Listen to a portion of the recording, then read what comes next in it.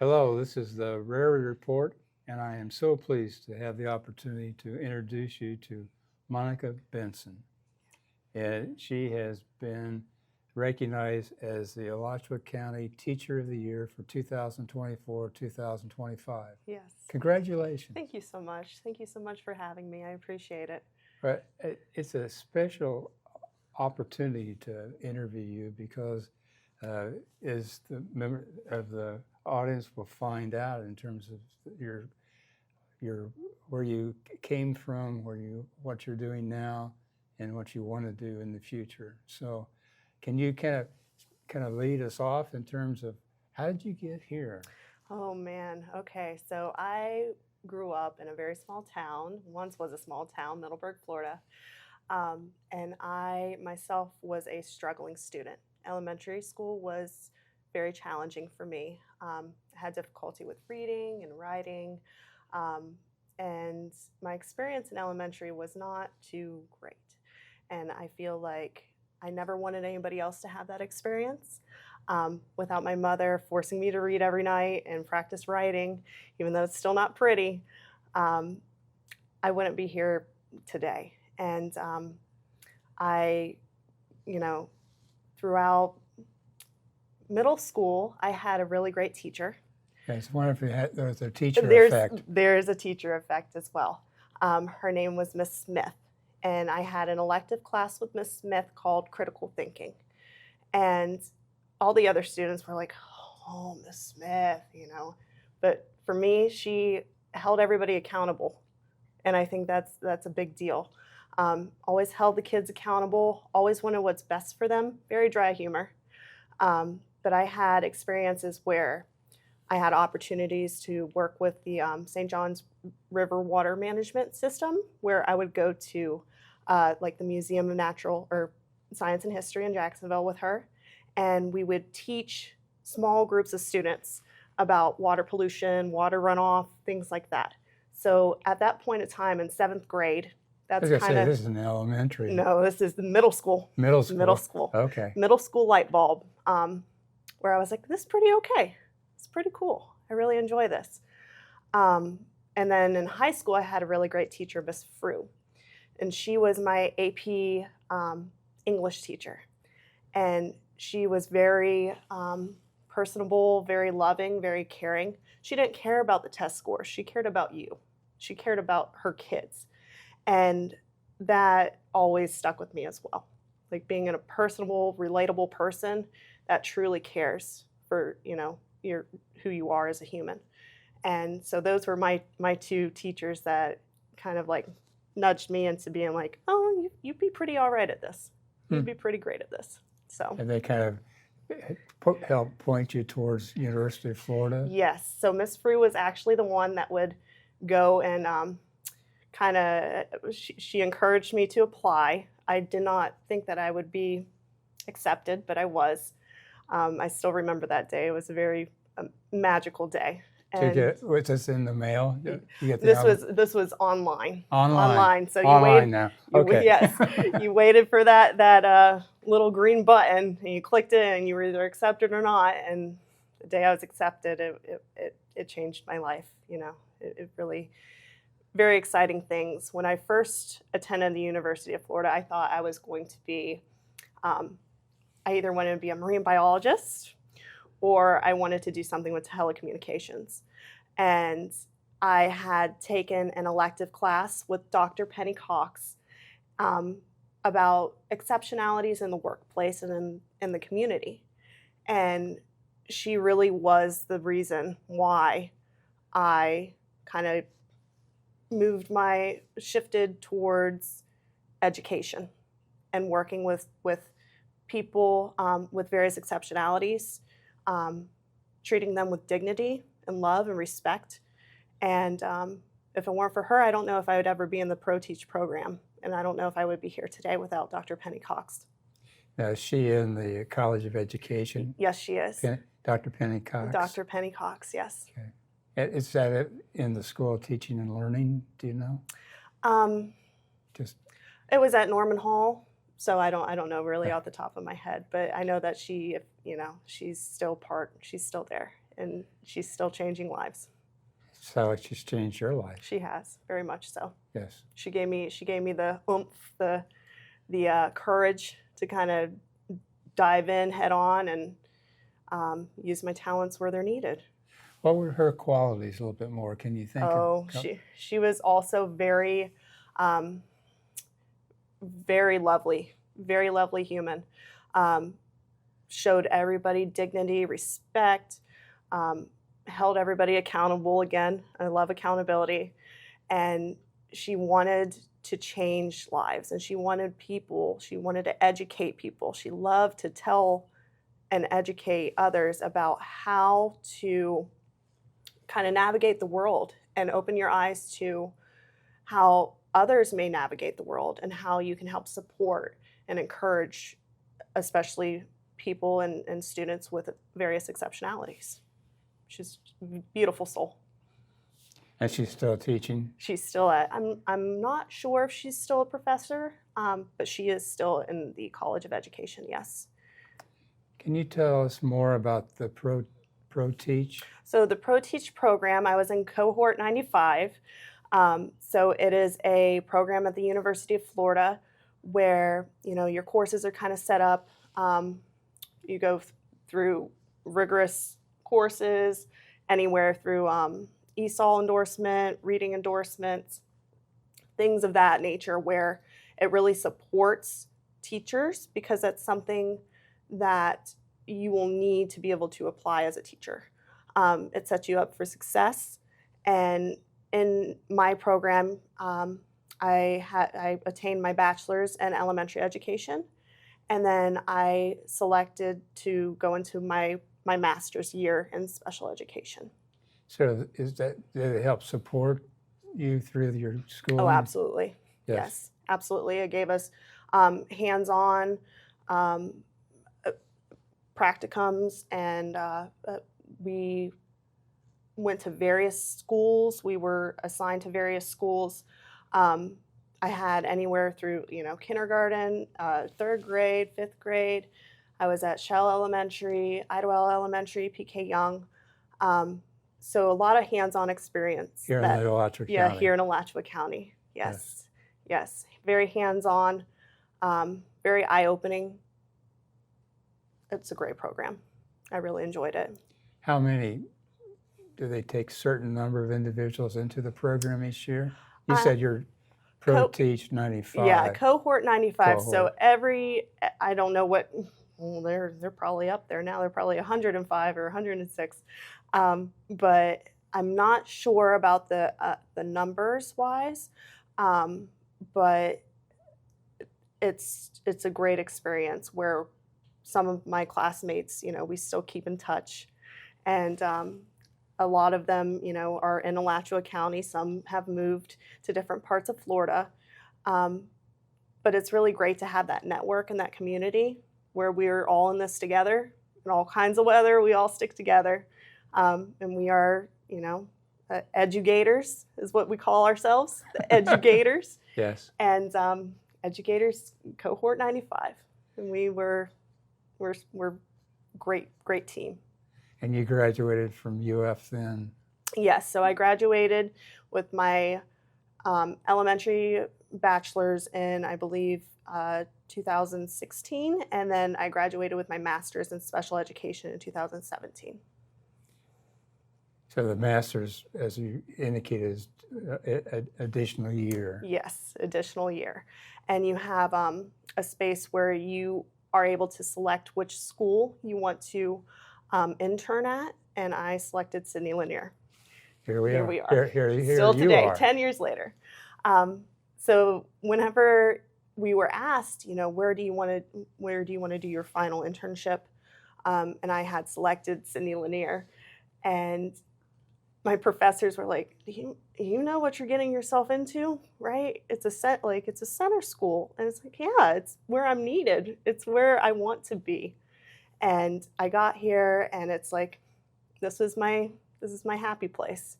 And my kids are just phenomenal, and my coworkers and my paraprofessionals, we're truly a family here, and I wouldn't change it for the world.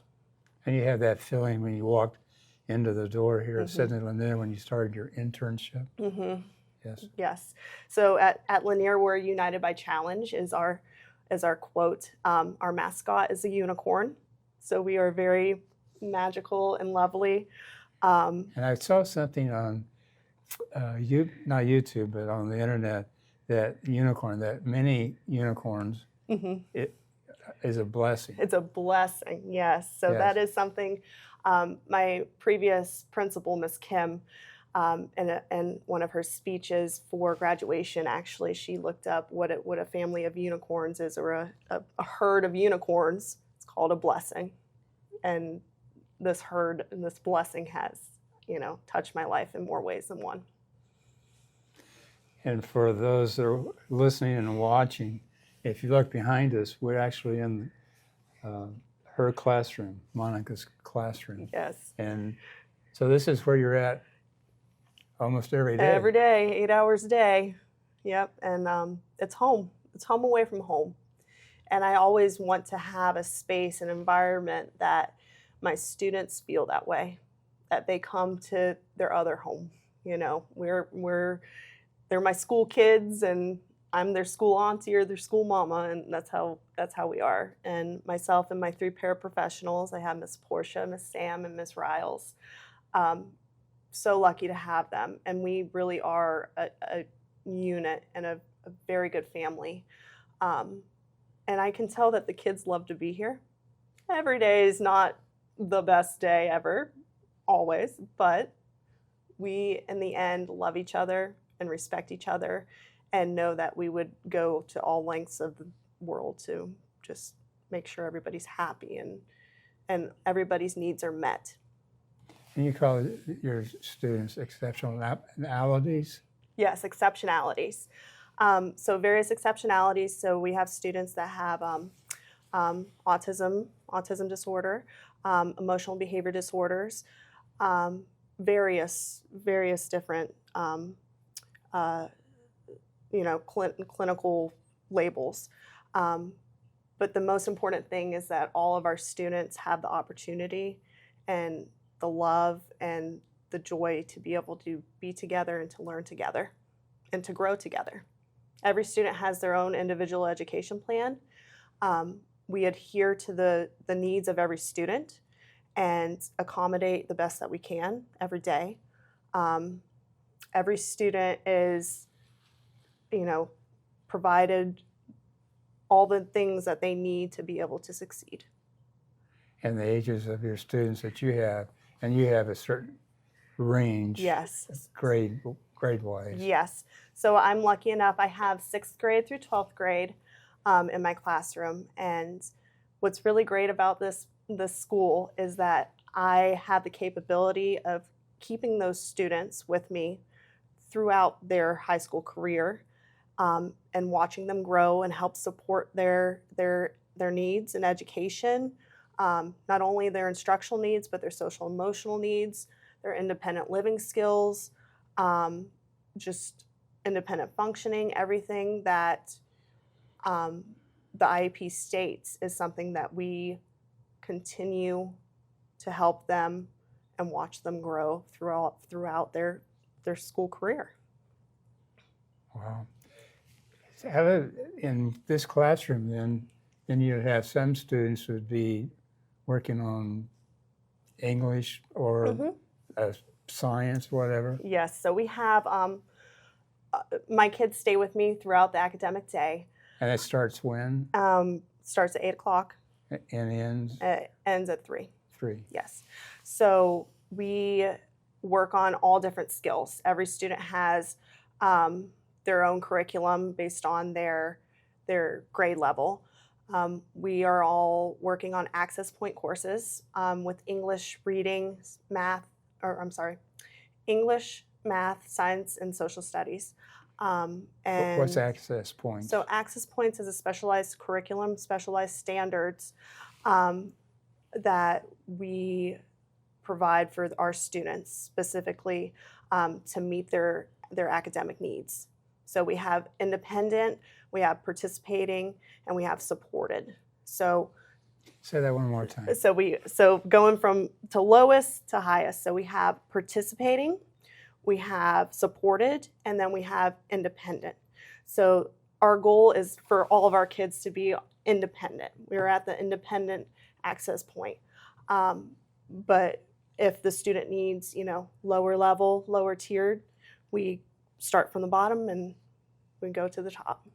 Are some students verbal and some nonverbal? Yes. So out of my 8 babies, I have 6 are nonverbal and 2 are verbal.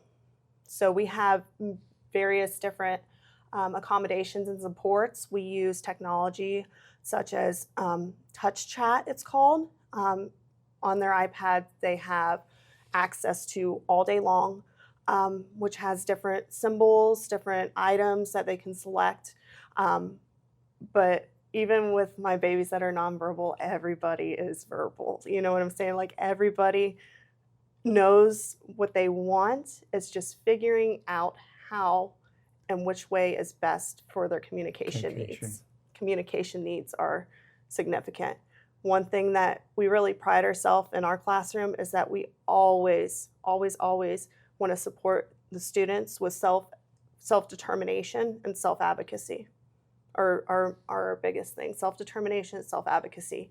Having that student have their own rights, have their own dignity, be able to express their wants and needs, that's where it all begins. So self-determination. And self-advocacy, yeah. Both, Yes. Very important.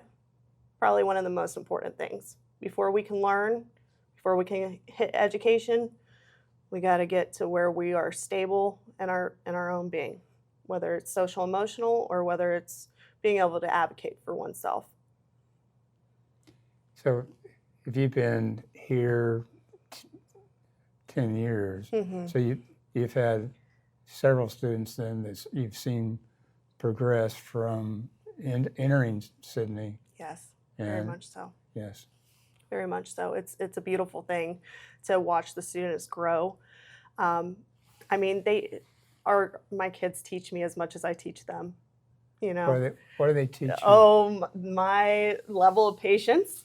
Okay, some days, my level of patience. Some days, just behavior, like human behavior, is such an interesting thing, such an interesting topic and experience of, some of my kids, when they first come, we have some masters in manipulation. They like to manipulate. They like to see how much they can poke that bear, see how much you can, how much can you take, how much can you handle. That sounds like a student. Yes, we have some significant behaviors, but no matter if it's a year, we've developed that relationship in a year or 2 years or 3 years. At some point before they exit my classroom, we're all on the same page, and I think that's a beautiful thing. That we are all just happy to be together. Yeah, sounds rewarding from your perspective. Very much so. It's like having a family. It's your school family. Yes. Yeah. So they have gym activities? Yes, so they have different recesses and just a typical setting, so to speak. Yes. So we have specials. We have music, library, art, and gym, and they enjoy it. And they get to go for an hour a day to go to their specials. But other than that, we're mainly in our classroom or on recess. We have about an hour a day, give or take. And mostly for our recess time, they get to select if they want to go out on the playground, or we can just do activities in the classroom. We do puzzles together. We do singing and dancing together. Just different downtime, enjoyable things. But every student gets to select what they want to do. So you have like lesson plans for the week? Absolutely. Yeah. Yes. So we use this curriculum, which is really great. It's called the Unique Learning Systems, ULS for short, and it's a great curriculum. It's pretty much like a pacing guide to kind of help support different things. So our first unit was called "This Is My Right," and at that point we talked about the Constitution and everybody's personal rights and your rights as a human being, freedom of speech, things of that nature. Unit 2, I believe that we are going to be working on is it's a science unit, and it's about different scientists and different accomplishments of different scientists. So, and we just keep rolling from there. Huh. Yep. So what's your plan for tomorrow then? What's your Monday? Oh, my Monday. Well, we gotta shake the sillies out when we come in, and we gotta make sure that we know that we're at school and we're here to learn and work together. I notice Mondays are particularly challenging most times because they come from their home environment where they're probably on their tablets all weekend, and they want to do what they want to do without any accountability. So Monday is, let's do this. Let's get it together. Let's get back to routine. Let's get working. So consistency and predictability is key for our kids. And for me too, I mean, personally, For everybody. For everybody. Right. Yes. So you, in addition to what you do during the day here at Sidney Lanier, you also do what? Oh, I also work at a preschool. It's called Open Arms, part of First Lutheran Church, and I've worked there it'll be my 11th year coming up. I just love it so much. I love working with the little ones. Earliest intervention is very important, very key to education, and also watching them grow. We have students 3 months old all the way to 4, 4 or 5. And just, holding the baby and then watching the baby grow. And being able to have an impact on their lives. And it's incredible. Like seeing this little one that I, once took care of, 3 months old, he's going into what, like 5th, 6th grade now? It's just amazing. It's amazing. So your day starts early and it ends late. Late. Yeah, it's a 12-hour day situation. Yeah. But I love it. Yes. I love it. And I find a lot of joy in it. And I find, I'm very passionate about my students. I don't take any kids home with me, but throughout the day, I keep them safe, keep them happy, keep them healthy, and keep them learning. I'm sure they would like to go home with you. Oh, I know they would. And I'm sure that their parents or relatives, they probably appreciate all that you do for them. Oh, absolutely. On a daily basis. Absolutely. How do you see your future? Oh, so in terms of your school? Yeah, exactly. I would really enjoy, I don't know if I would want to have my own preschool or my own, I don't know what exactly it is, but what I want to do is what do you want to what do? I want to do. Because it seems like you love what you want to do. I love what I want to do, and I love what I do now. But earliest intervention is key. Earliest intervention. So as soon as a child has a clinical diagnosis of whether it's autism spectrum disorder or just whatever it may be, really getting that kid all of their needs met and all the accommodations and all the love and dignity in the world to, give them the support that they need to succeed, to be able to meet those milestones, to ever be able to reach those goals. It's just so very important. I would like to change lives in a way where, little Monica, when I was a struggling student, I don't ever want that to happen for any kid. Learning should be a lovely thing. Life should be lovely. But sometimes struggle is hard, It takes a lot. Perseverance. Some of it's the intangibles that you learn along the way. Absolutely. Monica Benson, I think you're a remarkable individual. Thank you so much. That has the joy of interacting with your students, plus what you do after hours with, Yes. the little ones, so to speak. It's all about love. All you need is love, just Yeah. like the Beatles. Well, all the best to you. Oh, thank you you so for much. taking time to share and to be part of this podcast. Thank you so much for this opportunity. It was a joy. Absolutely. We have for you, Monica, because I saw on the internet that you did 2 bits. Oh, I did do 2 bits. How'd you get? I did did you that volunteer? up. So Miss Kelly gave me that opportunity where it was something that was like, oh, it might happen, it might not happen. I was like, okay, whatever it may be, what will be will be. And the day that I found out that I was going to have this honor, I just lost it. I had, I was like, oh my gosh, what crazy. Between, graduating with my master's at UF and my uncle, he was a very big, very huge Gator fan. And unfortunately, he had passed, but he would have just been he was doing backflips with me. He was just so happy and so joyous. I just felt him there with me. And in that moment of doing 2 bits, it was one of the most incredible honors I've ever been able to do. So In the stadium. in the stadium, Yeah. in front of everybody, says, "Are you going to be nervous in front of 90,000 people?" Nope.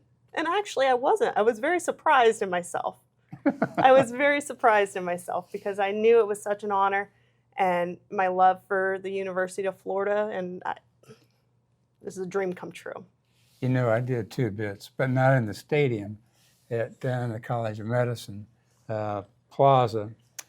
In fact, if you look at the trailer for the podcast, Zach found a little film. So it got like 6 or 7 students, and we started doing the 2 bits thing. Yes.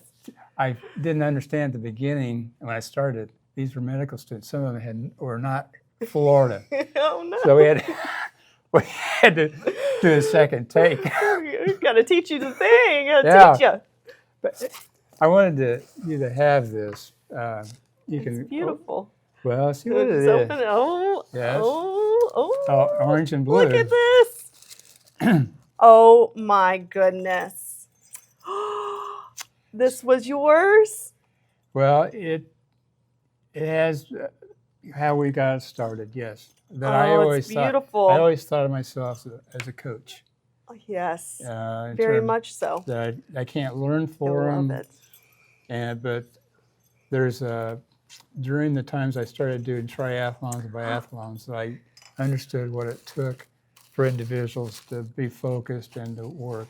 Absolutely. And so the stroke, stroke, kick, kick comes from, there's a poem about 2 frogs, and 2 frogs fell into a can of cream, and they couldn't get out. I won't go into, anyway, one frog gave up because they didn't see anyone around. But the second frog was made of sterner stuff, and dog paddled for a while and said, well, while I'm dog paddling, I think I'll try for a little bit. And he kicked and swam, and in an hour or so after kicking and swimming, he hopped out via butter. But to me, by doing the triathlons and Ironman things, it's wherever you're at, you just stroke, stroke, kick. That's the secret. Just keep going. And so I'm so happy to give you this honor. I am so honored. So stroke, stroke, kick has meaning for everyone, and for you doing 2 bits as well. Oh, for sure. So thank you so much. Thank you so much. I appreciate you. I appreciate all the lives that you've touched. But think how many lives you've already touched. And I thank you. I'm impressed. Thank you.